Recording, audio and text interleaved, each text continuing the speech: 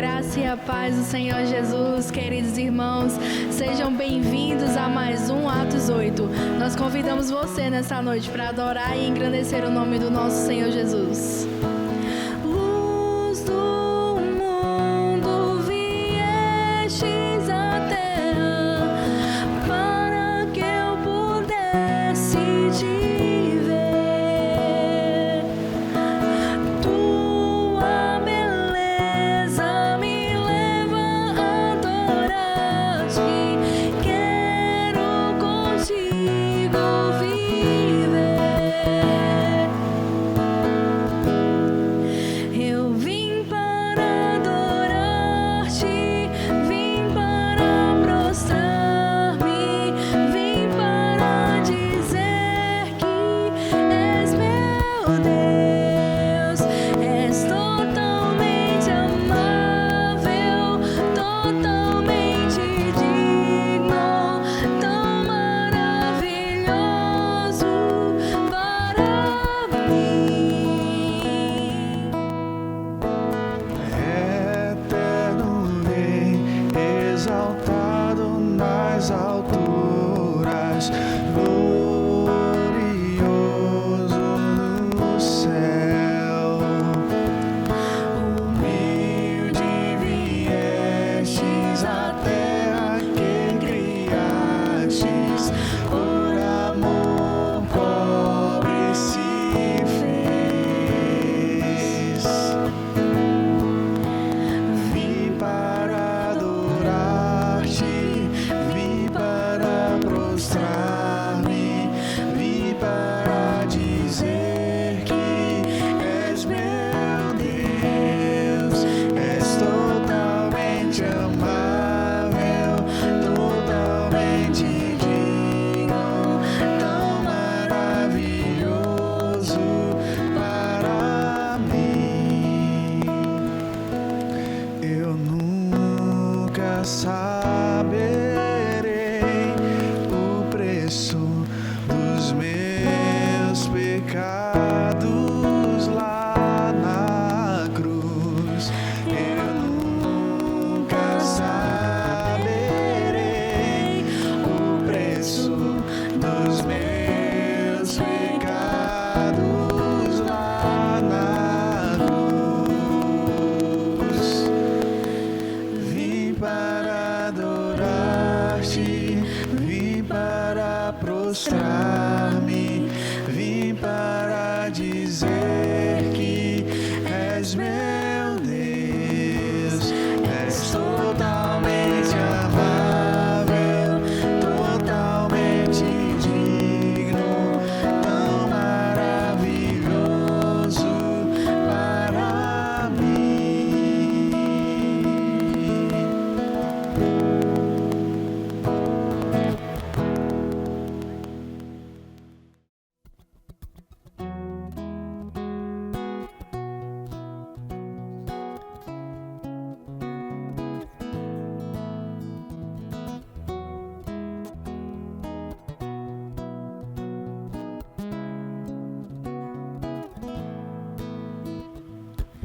Eu me rendo a ti perante os homens, perante tudo. Quero que o universo seja minha testemunha. Vou erguer perante o teu trono minha adoração e levar com ela toda a minha gratidão. Senhor, és o motivo da minha alegria. Deus meu, és o caminho distante do mundo. Vou te alegrar com meu louvor. Eu quero te tocar com meu amor, poder te abraçar, sentir o teu pulsar, teu coração bater ao meu. Vou te alegrar com meu louvor. Eu quero te tocar com meu amor, poder te abraçar, sentir o teu pulsar, teu coração bater ao meu. Eu me rendo perante tudo. Quero que o universo seja minha testemunha. Vou erguer perante o teu trono minha adoração e levar com ela toda a minha gratidão. Senhor, és o motivo da minha alegria. Deus meu, és o caminho distante do mundo. Vou te alegrar com meu louvor. Eu quero te tocar com meu amor, poder te abraçar, sentir o teu pulsar, teu coração bater ao meu. Vou te alegrar com meu louvor. Eu quero te tocar com meu amor, poder te abraçar, sentir o teu pulsar, teu coração bater ao meu. Eu te amo, oh, te adoro, oh, me prostro, oh, pra te adorar, te alegrar. Eu te amo, oh, te adoro, oh, me prostro, oh,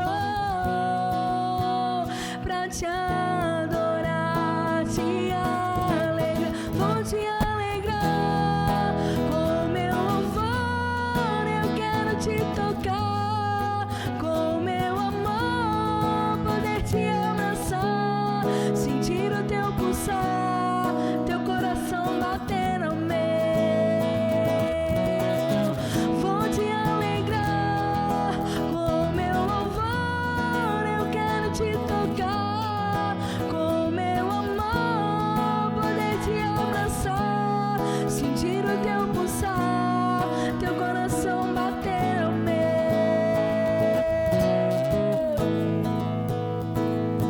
Nós te adoramos, Jesus. Obrigado por mais uma noite em tua presença. Amém.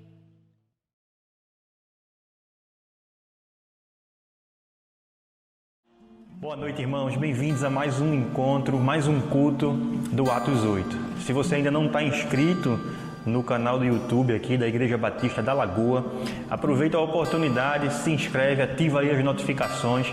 Se você ainda não conhece o Atos 8, esse é o primeiro contato que você está tendo, vai aqui no canal, procura a playlist dos vídeos, dos encontros, dos cultos do Atos 8 e você vai conhecer esse nosso projeto, que é de estudar um capítulo da Bíblia a cada culto, a cada encontro. Já estamos aqui hoje no capítulo 38 do livro de Gênesis, então já tivemos 38 encontros. Se você não tem acompanhado, você pode começar aí a acompanhar nossos cultos lá desde o início, que estão todos disponíveis para você. E se você deseja aí retomar o 37 para continuar aqui no 38, dá uma pausa no nosso vídeo, volta aí para o 37, ouve a explanação e então você continua aqui no 38. Eu convido você, portanto, antes de iniciarmos o capítulo 38 aqui do livro de Gênesis, a baixar sua cabeça e orar comigo. Senhor Deus, obrigado, Pai, por esse encontro tão precioso, onde nós podemos conhecer um pouco mais da Tua palavra que é tão rica, Senhor. Sei conosco, é o que nós te rogamos no nome do Teu Filho Jesus. Amém. Vamos começar lendo aqui o capítulo 38 de Gênesis. Se você tiver uma Bíblia aí a seu alcance, se você está no celular, no computador, aproveita aí, dá uma pausa e lê o capítulo 38. Se não, acompanha aqui a leitura e eu vou ler na versão NVT. Se você puder escolher aí no seu aplicativo, você escolhe aí a NVT, que fica mais fácil de você acompanhar aqui a leitura, pois são 30 versículos. Vamos lê-los. Por essa época, Judá saiu de casa e se mudou para Adulão, onde foi morar na casa de um homem chamado Ira. Ali, Judá viu uma mulher cananita, filha de Suá, e se casou com ela. teve relações com a mulher, e ela engravidou e deu luz a um filho, e ele se chamou Er. Ela engravidou novamente e deu luz a outro filho, que se chamou Onã. Quando estavam morando em Quezibe, ela deu luz ao terceiro filho, e o chamou de Selá. No devido tempo, Judá arranjou o casamento de Er, seu filho mais velho, com uma moça chamada Tamar. Mas Er era um homem perverso aos olhos do Senhor, por isso o Senhor lhe tirou a vida. Então Judá disse a Onã, irmã de Er: case-se com Tamar, como é exigido para com a viúva do irmão. Você deve gerar um herdeiro para seu irmão. Onã, porém, não estava disposto a ter um filho que não seria seu herdeiro. Por isso, cada vez que tinha relações com a mulher de seu irmão, derramava o sêmen no chão. Desse modo, evitava que Tamar tivesse um filho que pertencia ao irmão dele. O Senhor, porém, considerou maldade a sua atitude e, por isso, também tirou a vida de Onã. Então Judá disse à sua nora Tamar: volte para a casa de seus pais e permaneça viúva, até que meu filho Selá tenha idade suficiente para casar-se com você. Na verdade, Judá disse isso apenas porque temia que Selá também morresse, como seus dois irmãos. Assim, Tamar voltou para a casa do seu pai. Alguns anos depois, a mulher de Judá morreu. Quando terminou o período de luto, Judá e seu amigo Ira, o adulamita, subiram para Timna para supervisar a tosquia das ovelhas de Judá. Alguém disse a Tamar: seu sogro está subindo para Timna para tosquiar as ovelhas. Tamar sabia que Selá já era adulto, mas nenhuma providência havia sido tomada para que ela se casasse com ele. Por isso trocou as suas roupas de viúva e, para disfarçar-se, cobriu-se com um véu. Depois foi sentar-se junto à entrada da vila de Enaim, no caminho para Timna. Judá a viu e pensou que fosse uma prostituta, pois ela estava com o rosto coberto. Ele parou à beira da estrada e, sem saber que era sua própria nora, disse: quero me deitar com você. Quanto você me pagará para deitar-se comigo? Perguntou Tamar. Eu lhe mandarei um cabrito do meu rebanho, respondeu Judá. Mas o que me dá como garantia de que me mandará o cabrito? Perguntou ela. Que tipo de garantia você quer? Replicou ele. Ela disse: deixe comigo o seu selo pessoal, junto com um cordão dele e o cajado que você está segurando. Judá entregou os objetos, depois teve relação com Tamar e ela engravidou. Em seguida, Tamar voltou para casa, tirou o véu e tornou a vestir as roupas de viúva como de costume. Mais tarde, Judá pediu a seu amigo Ira, o adulamita, que levasse o cabrito para a mulher e pegasse de volta as coisas que ele havia deixado como garantia. Ira, porém, não conseguiu encontrá-la. Perguntou aos homens que moravam lá: onde posso encontrar a prostituta do templo que estava sentada junto à entrada de Enaim? Aqui nunca houve uma prostituta do templo, responderam eles. Então Ira voltou para onde Judá estava e lhe disse: não consegui encontrá-la em lugar nenhum. Os homens da vila disseram que lá nunca houve uma prostituta do templo. Que ela fique com as minhas coisas, disse Judá. Mandei o cabrito como tínhamos combinado, mas você não a encontrou.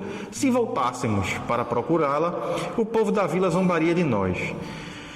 Uns 3 meses depois, disseram a Judá: sua nora Tamar se comportou como prostituta e por isso está grávida. Judá ordenou: tragam-no para fora e queimem-na. Quando estavam tirando de casa ela para matá-la, ela enviou a seguinte mensagem a seu sogro: estou grávida do homem que é dono desses objetos. Olhe com atenção. De quem são este selo, este cordão e este cajado? Judá os reconheceu de imediato e disse: ela é mais justa que eu, pois não tomei as providências para que ela se casasse com meu filho Selá. E Judá nunca mais teve relações com Tamar. Quando chegou a época de Tamar dar à luz, descobriu que teria gêmeos. Durante o trabalho de parto, um dos bebês pôs a mão para fora. A parteira segurou a mão do bebê e amarrou o fio vermelho no pulso e anunciou: este saiu primeiro. O bebê, porém, recolheu a mão e seu irmão saiu. Então a parteira disse: como você conseguiu sair primeiro? Por isso ele recebeu o nome de Pérez. E logo depois, o bebê com fio vermelho no pulso nasceu e recebeu o nome de Zerá. Meus irmãos, chegamos num ponto do livro de Gênesis que não é muito fácil de compreender. Se você tem acompanhado o Atos 8, você vai ver que aqui nós temos uma interrupção da história de José. No capítulo anterior, que eu não vou retomar, pois você pode assistir ao vídeo anterior aqui do Atos 8, nós temos a história de José, que continuará nos capítulos a seguir. Mas de repente surge essa história de Judá e Tamar, entre um capítulo e outro da narrativa da história de José. Isso não é por acaso. A história de Judá e Tamar não é irrelevante para a linha principal da narrativa de Gênesis e da própria história da redenção e da história bíblica como um todo. Ela foi cuidadosamente inserida nesse ponto. Essa história de um dos filhos de Jacó, cheia de acontecimentos repulsivos, demonstra os perigos que Israel, como povo escolhido de Deus, teria diante de si caso permanecesse entre os cananeus. A história relata o que estava acontecendo com Judá, que mais tarde vai obter um papel de destaque, como nós veremos daqui a algumas semanas para frente no Atos 8. Mas o capítulo também nos dá algumas nuances de como Judá, uma pessoa de coração duro, foi impedido de prosseguir em seu caminho para se tornar depois um novo e compassivo Judá. Ainda em Gênesis 38 também nos ajuda a explicar por que Deus enviou a família para o Egito. E no Egito, os israelitas manteriam a sua identidade melhor do que em Canaã, pois os egípcios eram separatistas. Eles desprezavam, segregavam os israelitas. Pois bem, no primeiro trecho do capítulo 38, nós lemos que Judá saiu de casa e foi morar em Adulão, na casa de um homem chamado Ira. Parece aqui haver uma intenção do autor bíblico em fazer um contraste com a situação de José. Enquanto José separou-se de sua família por força, foi forçado a isso, Judá voluntariamente deixou a sua casa e foi tentar viver entre os cananeus. A cidade de Adulão, para a qual ele partiu, era uma das cidades reais dos cananeus. Deus não impediu as ações e escolhas de Judá. Além de ter abandonado seus irmãos, além de ter ido viver entre os cananeus, ele casou-se com uma mulher cananita e teve 3 filhos. O primeiro desses filhos, o primogênito, chamava-se E no devido tempo, Judá arranjou o casamento de com Tamar. Entretanto, era perverso aos olhos do Senhor. Por isso o Senhor lhe tirou a vida. Aqui é importante notarmos 2 ligeiras aplicações. A primeira é que a família de Judá estava amargando o resultado das escolhas de Judá. O viver como um israelita rebelde e juntar-se com a mulher cananita dão a indicação de Judá ter abandonado os preceitos do Senhor.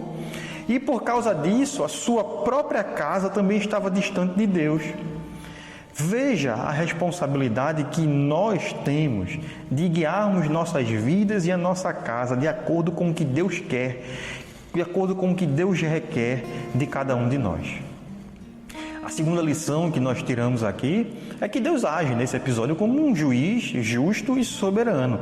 Deus faz justiça e dá o que é devido. Mas a história segue. E nós chegamos a uma situação um tanto confusa, para quem não se recorda, para quem não sabe, não conhece, da lei do levirato.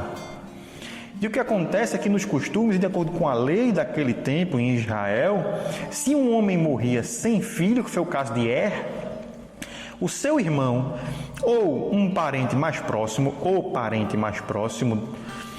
se casaria com a viúva, para produzir um filho que daria continuidade ao nome da família do falecido e herdaria os bens, a propriedade do falecido. Existia dentro dessa lei a possibilidade de se recusar a fazer isso. Mas este homem que se recusasse, o homem que recusou, seria desonrado na família. Tinha até um ritual em que ele deveria ficar descalço e levar um cuspe no rosto. Você pode conhecer melhor dessa lei lá em Deuteronômio 25, 5 a 10. Tem uma descrição completa da lei do levirato. Mas eu vou ler aqui um pedacinho para que vocês se recordem, se lembrem. Deuteronômio vai nos dizer assim: quando os irmãos morarem juntos e um deles morrer e não tiver filho, então a mulher do falecido não se casará com um homem estranho de fora. Seu cunhado estará com ela e a receberá por mulher e fará a obrigação de cunhado com ela. E o primogênito que ela lhe der será sucessor do seu irmão falecido, para que o seu nome não se apague em Israel. Então, é por causa disso que quando Er morre, Judá diz a Onã, irmão de Er, que ele se case com Tamar para que gere um filho, a fim de dar continuidade à descendência de Er. Daí Onã se casa com Tamar, mas ele se recusa a dar um herdeiro a Tamar e ele usa uma espécie de um método contraceptivo. Ele tinha relações com ela, mas usava estratégias para evitar engravidar Tamar e não lhe dar um herdeiro. Na prática, ele apenas usava Tamar, enganava Tamar. E Deus considerou maldade a sua atitude e também agiu como juiz nessa história e tirou a vida de Onã. E Judá, diante dessa segunda situação, ao invés de cumprir a lei e providenciar o casamento de Tamar com Selá, seu terceiro filho, utiliza um subterfúgio para se livrar de Tamar. Daí ele dá uma desculpa para Tamar, mandando ela de volta para a casa dos seus pais, até que Selá tivesse idade suficiente para se casar com ela. E na verdade a Bíblia até deixa claro aqui nesse ponto que era uma desculpa de Judá para se livrar dela, com medo que Selá também tivesse o mesmo destino de seus irmãos, com medo que Selá também terminasse morrendo nessa história toda. Tu veja que Judá, ao invés de instruir seus filhos de acordo com os costumes e leis daquela época de Israel, de acordo com o que estava determinado na lei, ele passa a mão na cabeça dos seus filhos, ele dá um jeitinho. E Judá era mais cananeu do que israelita no seu modo de agir, no seu modo de viver, assim como sua casa, assim como seus filhos. E ele está pagando um alto preço por isso. E os anos se passam. E Judá então fica viúvo, ficando, portanto, também completamente disponível ele mesmo para cumprir a lei do levirato. Ele poderia ter procurado Tamar, mas ele não o faz. Ele nem manda o seu filho, que já teria certa idade agora, nem ele vai atrás de Tamar. E os anos se passam e Tamar não é chamada. Tamar não é chamada. E não havia mais desculpas sobre a idade de Selá, mas ela permanece rejeitada. E aqui Tamar toma uma atitude que a Bíblia não diz que é correta. A Bíblia apenas está narrando o que aconteceu. A Bíblia, de fato, conta aqui as atitudes perversas de algumas pessoas, trata como erro alguns atos aqui, os versículos são claríssimos em relação a isso, como a forma como a Tamar tem sido enganada, mas chega aqui num ponto em que simplesmente se narra a história. E Tamar, então, decide ela mesma providenciar o cumprimento do levirato. É uma situação um tanto complicada aqui o que acontece.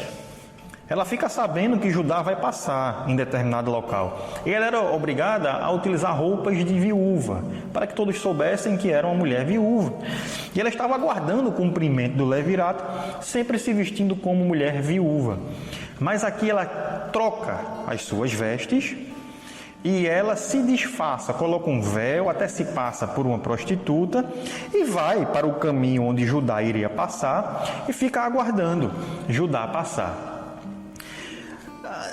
não temos como dizer qual era a intenção do coração de Tamar, se era o de cumprir a lei, se era o de dar descendência ao seu falecido marido, mas o fato é que ela sabia de seu direito, sabia de como deveria acontecer, e ela vai atrás de tentar resolver, e ela utiliza essa forma.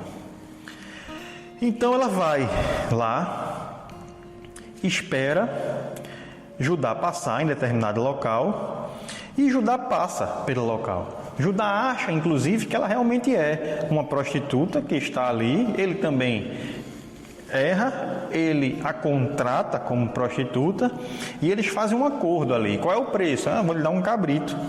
E como é que você vai me dar um cabrito? Eu mando lhe entregar depois. E como é que eu vou ter certeza que você vai me entregar um cabrito? Então fique aqui com... Então me dê aí, por favor, o seu anel, o selo, o cordão do selo e o cajado. O selo era provavelmente um equipamento, um objeto de barro ou em algumas situações de metal, que ele tinha umas inscrições, né, em alto relevo, que se passava num barro, por exemplo, e ficava ali aquela marca única daquela pessoa. Então era garantido que foi aquela pessoa que assinou aquilo ali, que pôs a sua marca ali. Eles enrolava aquele cilindro sobre o barro, quando ele endurecia estava lá aquela marca. E ele às vezes ficava fixado aí no pescoço, né, com um cordão. Então ela pede o cordão, o selo e o cajado. Ele concorda, entrega, eles então têm relações e Tamar engravida. Passa-se um tempo e Judá pede lá para que seja enviado o cabrito para ela. E quando chega lá, o amigo de Judá, ele não encontra a prostituta. E nota que ele até usa um outro termo, ele procura lá por uma prostituta sacerdotal, uma prostituta do templo, que seria uma outra espécie de prostituta, e talvez até com vergonha de assumir que estava procurando uma prostituta comum. Naquela época, naquela região, existiam, né, esses encontros de religiosos de outras religiões em que havia prostitutas, haviam sacerdotisas prostitutas, né, que tinham relações com vários homens nos eventos religiosos lá. E essas prostitutas ostentavam uma posição diferenciada das prostitutas que faziam o serviço ali, que eram prostitutas apenas por dinheiro. Então ele chega lá, como que procurando por uma prostituta do templo. Ele volta dizendo que não encontrou essa mulher e até dito: olha, não volte lá procurando, porque senão vão zombar de nós. E a situação então é esquecida. Ele diz: olha, que ela fique então com o cajado, com o selo, com o cordão do selo. E passa-se então ainda algum tempo, né, alguns meses, e chega a Judá, então já era algo perceptível a gravidez de Tamar, chega a Judá a notícia de que Tamar estava grávida. E Judá se enfurece e manda matar Tamar. Aqui todos os comentadores desse texto ressaltam a hipocrisia de Judá, a forma como ele agiu depois de ter sido injusto, depois dele mesmo ter contratado prostitutas, dele não ter cumprido a lei do levirato na vida de Tamar, dele ter enganado Tamar e mandado para longe. Ele se enfurece quando ela engravida e manda pessoas lá para matá-la, para queimá-la. E quando estão lá para matar Tamar, arrancando ela de casa, ela grita, ela argumenta, ela manda avisar: olhem, eu estou grávida do dono desse cajado, desse selo, desse cordão, mandem essa informação lá para Judá. E chega a informação para Judá. Judá olha e de imediato ele reconhece que o cordão era seu. Judá então cai em si. Judá reconhece aqui no versículo 26 o seguinte: e conheceu Judá, se reconheceu os objetos, e disse: mais justa é ela do que eu, porquanto não a tenho dado a selar, meu filho. E nunca mais a conheceu. Ou seja, Judá reconheceu ter se esquivado da sua responsabilidade de da sua responsabilidade de ter providenciado um herdeiro, ele aceitou a situação e nunca mais ele teve relações com Tamar. Tamar posteriormente dá à luz e descobrem que são gêmeos. E por conta de todo esse episódio, por conta de tudo isso que aconteceu, apesar de tanta desgraça, apesar de uma situação tão complicada, apesar da existência de destruição, de pecado, de morte, a linhagem de Judá continuou. Continuou por causa de Tamar e por causa de tudo que aconteceu aqui. Judá, ele tinha perdido 2 filhos e Tamar deu à luz a 2 filhos. É interessante notar também no episódio do nascimento que existe uma situação que pode também ter alguma conexão com a história de Jacó e Esaú. Que um nasce primeiro, mas posteriormente o outro deixa esse que nasceu primeiro para trás. O outro exerce os direitos de primogênito. Quanto aos gêmeos de Tamar, um iria nascer primeiro. Ele coloca a mão para fora lá e se marca lá, ele é o primeiro, mas é o outro quem sai. Até a parteira se surpreende. Como é que isso aconteceu? Pérez é quem nasce primeiro. E a descendência se dá pelo primogênito. E Pérez dá continuidade à linhagem de Judá, que seguiu até Davi e até Jesus. Lá em Mateus 1:3, nós temos a genealogia de Jesus. E lá, um trechinho, vou ler aqui, que está escrito, está o seguinte: e Judá gerou de Tamar a Pérez e a Zerá. São os 2, né? Pérez gerou a Esrom e Esrom gerou a Arão. E vai seguindo até chegar em Jesus, em Davi e em Jesus. Parece que em toda a história há a ação de Deus. Deus redimiu aquela história, transformou as situações de dor, de caos, de erro, em redenção. Em redenção não só da casa de Judá, não só da história de Judá, da vida de Judá, como veremos daqui a algumas semanas, mas da própria humanidade, porque daí segue a descendência e chega até Cristo. Nós vimos que as coisas não acontecem por acaso, mesmo os seres humanos tentando estar no controle do curso da história, Deus está agindo, Deus está presente, Deus está protegendo o seu povo e redimindo o seu povo. Na sua história também é assim. Existe redenção. Há como Deus transformar a sua situação, interromper o caos, encerrar os erros e trazer redenção, transformação, salvação para a sua vida. Seus dias podem ser completamente transformados diante do Senhor. E essa é a principal lição que nós podemos tirar dessa história tão complicada, tão complexa.